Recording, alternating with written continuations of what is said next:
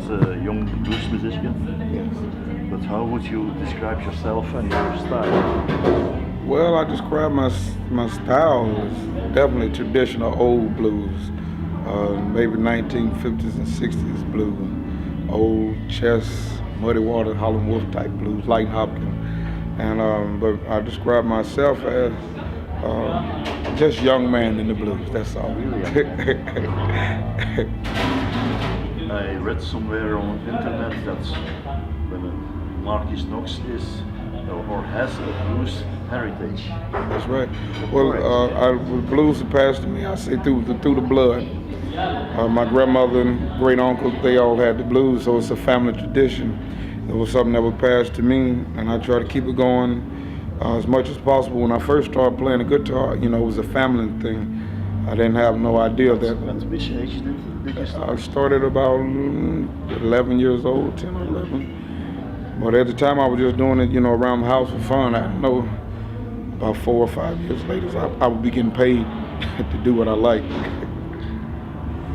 You spent your younger years in St. Louis, Yeah. Missouri. There your mentor was the blues singer and guitarist Henry James Townsend. Yes, Henry Townsend. Correct. But you really got a boost in your career by the work of Sam Lay. Is that correct? It was me and Sam Lay. With a movie or yeah, we was down at the Paul Butterfield Foundation. Oh, yeah. They have it in Clarksdale, Mississippi. And that year, his son Gabriel was there, and Mr. Sam Lay was there. And I was playing the guitar. We was at the Blues Depot, and I played a little Light and Hopkins. He come up to the stage, and he said, "Wait a minute, I like that. Play that again." I did it again. He said, "Well, I think I can get you a gig in Salina, Kansas. I can get you in touch with a guy by the name of Chad." And he said, "I don't know. I'll give you a call back in about a day or two." And I believe he was gone for about an hour, and he called me back.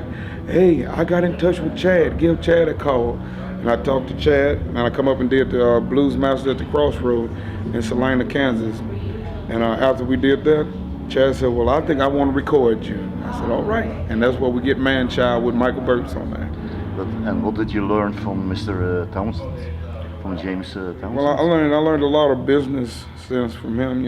What to do, how to carry myself, how I should treat others and how they should treat me.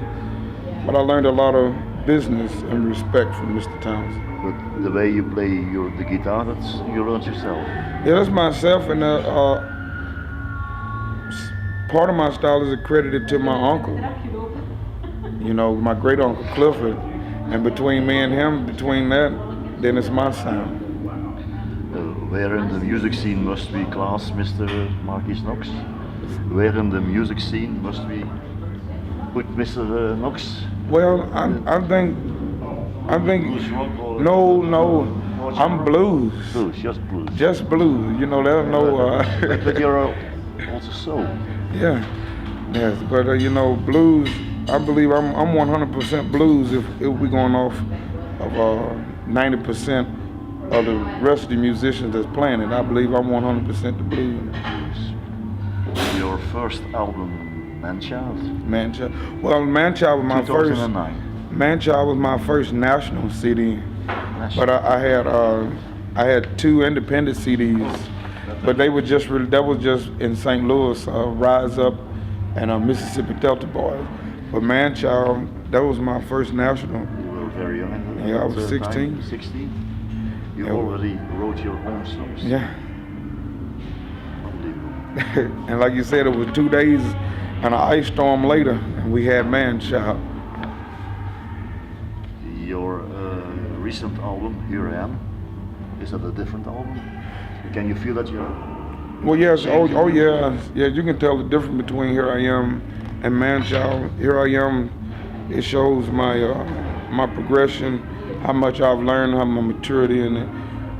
But I believe the next one gonna really show the people like, yes, Marquise is here to stay.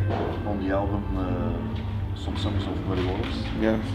Is that your favorite one? I want. Mentioned a lot of names, but Muddy Waters is yes, special one. No. Yes, Muddy Waters is very special because that he created it. Between him and Howlin' Wolf, that was the genre, well, the new era of that genre that they created. And so I give a lot of credit to those two guys, especially Muddy Water. And I try to just keep that sound going so it don't die, so the folks know what the traditional and true blues sound like, even if we are 70 years out from when they first done it. You're a young musician. What will you do one time? Is there something that you really want to do? No, there's nothing that I really want to do other than I want to be a farmer. Oh. You like that? Yes. See, I want to be a farmer, so I'll be a blues man. In the country. Yes. I love, I love the land. I love the quietness of being out there with Mother Nature and listening at the wind blow. And so I have my own garden at home. So. You have been playing in the States. You are now playing in Europe. Yes. Do you think there are differences between you and the States when you're talking about music? Well, maybe if we're in a club, it may be a little different. More like when we go in the club over here, there's a more listening audience, and it's more like a concert. I wouldn't say a club, but then you get a club in St. Louis or back home, they dancing and moving around. So They know. yeah. But here at the festival, right. But here at the festival, they're outside, so they have its ups and downs. But I think each one listens in their own way. People in America, they just have to party. Mm-hmm. Over here, y'all love to listen. So yeah, so in between the two.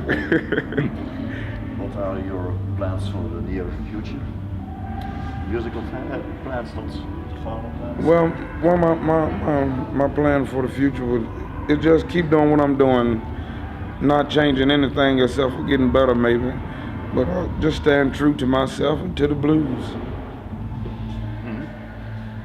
Yes. One thing I wrote about Mr. Marquise Knox, they wrote this a throwback blues master on the rise.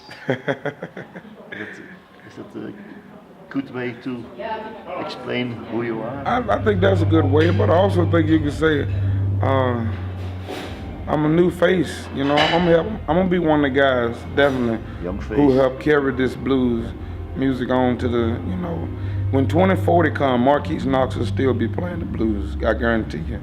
When 2060 come, I'll still be playing the blues. That was my last question. Yeah.